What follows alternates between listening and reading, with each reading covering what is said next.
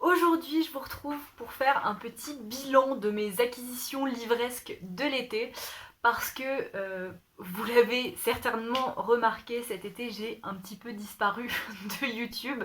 En fait, j'ai passé un superbe été, mais genre vraiment, et ça m'a pas vraiment laissé beaucoup de temps pour faire des vidéos YouTube.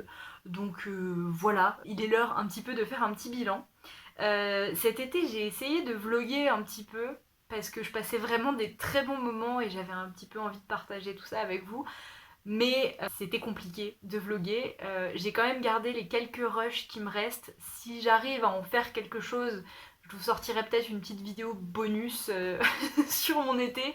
Mais j'ai pas grand chose donc il y a peu de chance. Bref, du coup je voulais vous faire un petit book haul de l'été. Donc ce que j'appelle l'été c'est juin, juillet, août. Parce que maintenant on est en septembre et je dis stop. C'était très bien le temps que ça a duré, mais je veux de l'automne dans ma vie. Vous allez voir, la plupart de ces livres, vous les aurez déjà vus dans ma palle du Pumpkin Autumn Challenge, mais j'avais quand même envie de faire une petite vidéo dédiée pour vous les présenter. Je vais essayer de vous les présenter un petit peu dans l'ordre chronologique dans lesquels je les ai achetés. Et donc le premier c'est évidemment Anne d'Avonlea, qui est sorti au printemps ou en début d'été, je sais plus. Donc c'est le deuxième tome de Anne de Green Gables que j'ai lu dans la foulée cet été et que j'ai bien aimé, mais ça je vous en reparlerai du coup dans mon point lecture de l'été. Avec ce roman, j'avais aussi commandé Les Oiseaux du Temps de Amal El-Mohtar et Max Gladstone. Que j'ai toujours pas lu mais que je vais lire très bientôt. Je crois que c'était Cornelius qui m'avait totalement convaincue de lire ce bouquin quand il en avait parlé. C'est de l'ASF. On va se retrouver en fait au milieu d'une guerre temporelle où deux soldats des camps opposés vont s'échanger des messages en fait, des messages à travers le temps du coup, et on va suivre la relation qui va se créer entre ces deux personnages. J'ai trop hâte de découvrir ce roman, franchement. Voilà, je sais pas non plus trop à quoi m'attendre, mais je sens que ça va me plaire. Ensuite, évidemment, dès qu'il est sorti, je me suis jetée sur La vie invisible d'Adi Larue de V.E. Schwab parce que ce livre me fait envie depuis qu'il est sorti en anglais et il a enfin été traduit, donc je suis trop ravie. J'ai vraiment trop hâte de le découvrir. Je ne vous le présente pas, je pense qu'on en a assez entendu parler sur Booktube et celui-là je vais le lire en automne. J'ai trop hâte. La couverture, je la trouve franchement très belle, mais très fragile. Voilà. Hop. Je trouve cette couverture vraiment très jolie, mais c'est pas possible à quel point c'est fragile. Franchement, je pense que je vais devoir enlever le truc là pour le lire parce que j'ai trop peur de la déchirer. Je l'ai pas encore lu, je l'ai juste mis dans ma bibliothèque et elle est déjà abîmée sur les coins et tout, donc bon. C'est très joli, mais c'est pas très pratique. Ensuite, j'ai fait une commande sur sur deux coups de tête en fait. Il y a deux livres que j'ai eu très envie de lire de manière très spontanée et je les ai achetés directement. Le premier c'est Asexualité, comprendre l'orientation invisible de Julie Sondra Decker. En fait, je l'ai vu passer sur Instagram, je crois que c'est Indie de Potato Reads qui l'avait partagé dans sa story comme ça parce qu'il venait d'être traduit et les précommandes étaient annoncées. C'est tombé pile poil parce que j'avais vraiment très envie et besoin de me renseigner sur la sexualité. Je l'ai précommandé et je l'ai lu cet été, donc pareil, je vous en reparlerai très bientôt. Mais pour l'instant, ce que je peux vous dire, c'est que c'était un très bon livre et que ça m'a pas mal aidé. Le deuxième coup de tête, du coup, c'était encore à cause de Cornelius. Décidément, à chaque fois qu'il parle d'un livre, il me convainc, mais vraiment direct, de le lire. Donc c'est Genèse de la Cité de N.K. Jemisin. Pour être tout à fait honnête, j'ai été très convaincue par la vidéo de Cornelius, mais je sais plus vraiment ce que ça raconte. Je sais que ça se passe à New York, je sais qu'il y a des éléments surnaturels de type, il me semble qu'il y a une histoire de tentacules qui apparaissent dans la ville, il y a une espèce de prophétie mais pas vraiment, je sais plus exactement, mais en tout cas ça m'a totalement convaincue, donc je me suis jetée dessus et franchement il a l'air trop cool, donc j'espère qu'il sera aussi bien que ce que j'en attends. Ensuite, j'ai commandé 2 BD à cause de Anna de la chaîne Le Journal d'Anna, qui en avait parlé dans je sais plus quelle vidéo, mais juste elle en a parlé et ça m'a donné trop envie. D'abord, il y a Le Jardin Paris de Gaëlle Génilier. C'est ça, ouais. Petite parenthèse anecdote, parce que je suis en train de faire le montage et vous aurez peut-être remarqué que j'ai bugué quand j'ai vu le nom de l'autrice de cette BD, parce que ça me disait vraiment quelque chose. Et en fait, il s'avère que je connais Gaëlle Génilier.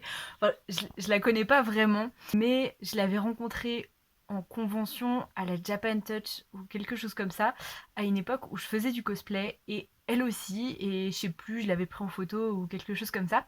Et on est restés amis sur Facebook pendant des années. Mais et on échangeait vraiment de temps en temps comme ça en commentaire ou quoi, mais on se connaissait pas plus que ça.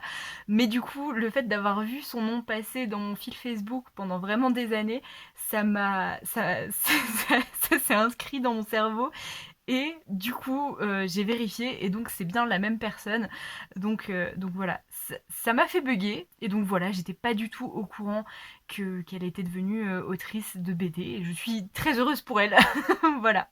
Donc dans cette BD qui a une couverture magnifique et à l'intérieur c'est tout aussi magnifique, il me semble qu'on va suivre l'histoire d'un jeune garçon qui est élevé par des femmes dans un milieu de cabaret et qui va...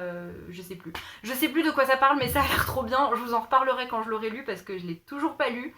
Je me suis gardé ces BD parce que je voulais absolument les lire cet automne. Je sais pas pourquoi. Hein. Là, il n'y a vraiment aucun rapport avec l'automne.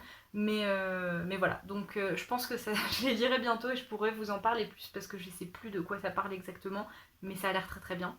Et la deuxième, c'était donc Perséphone de Loïc Locatelli Kournsky. Je prononcerai plus. Bref. Donc, encore une fois, c'est une très belle BD et j'ai été totalement conquise par les dessins. Franchement, c'est très très beau et vous savez à quel point je suis difficile en BD d'un point de vue graphisme. J'ai vraiment un problème avec ça, mais celle-là, je la trouvais vraiment très très belle. Donc voilà, encore une fois, j'ai été convaincue par Anna et j'espère qu'il sera à la hauteur de mes attentes. Ensuite, le prochain livre que j'ai acquis, c'était pas un achat, mais une trouvaille, littéralement. Parce que c'était un jour où je baladais la chienne de ma sœur. On avait fait un petit tour comme ça avec ma meilleure amie et la chienne. Et on s'est posé sur un banc, et sur ce banc, il y avait un livre qui était abandonné là, et moi, quand je vois un livre abandonné, je ne peux pas m'empêcher de le recueillir, évidemment. Donc c'est Piste Noire de Antonio Manzini. Donc c'est un polar qui se passe sur les pistes dans une station de ski. Je crois que c'est une histoire, un cadavre qui a été écrasé par une dameuse, et du coup il y a un flic qui vient faire une enquête. J'ai pas vraiment de polar comme ça dans ma palle, donc je me suis dit que c'était l'occasion d'en lire un, d'en découvrir un. Je pense que ça va être une lecture que je vais me garder pour cet hiver, évidemment. Et voilà, un polar qui se passe sur les pistes, moi ça me parle, on verra bien ce que ça donne. Ensuite j'ai encore fait un achat totalement sur un coup de tête parce que j'ai été convaincue cette fois-ci par Justine Schell, donc j'ai acheté L'ami imaginaire de Stephen Chbosky.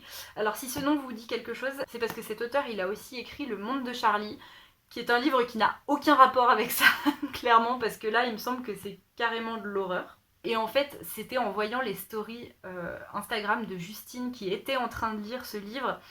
Elle était tellement à fond, elle aimait tellement que je l'ai acheté avant qu'elle le termine et qu'elle en fasse un bilan ou quoi. Vraiment, je l'ai vu en librairie, je me suis dit, allez, c'est le moment, je l'achète. Donc pareil, je me le suis gardé pour cet automne. J'ai très hâte de le découvrir, même si, encore une fois, je me rappelle plus exactement de ce que ça raconte.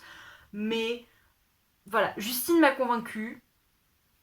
J'espère que j'ai bien fait de succomber à ce coup de tête. Et enfin, le tout dernier livre que j'ai acheté cet été, c'était un livre que j'avais prévu d'acheter pour une fois. Ça change un petit peu de tous les coups de tête que j'ai fait cet été. Donc c'était évidemment Anne de Redmond qui est sorti en août et dès qu'il est sorti je suis allée en librairie pour l'acheter. Celui-là je ne l'ai pas encore lu, je vais le lire cet automne encore une fois je pense. Il est toujours sous plastique parce que ces éditions ont beau être magnifiques. Évidemment, hein, voilà, je vous ai montré le tome 2 tout à l'heure, il est merveilleux, le tome 1 pareil, celui-là il est incroyable.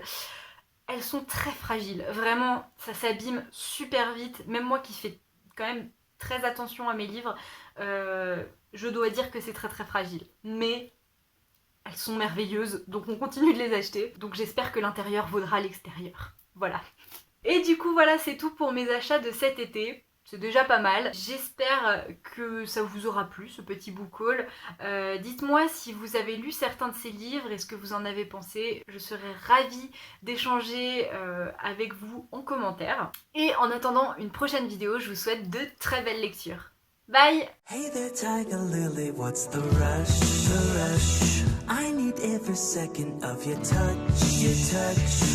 Who would ever guess a summer crush? A crush.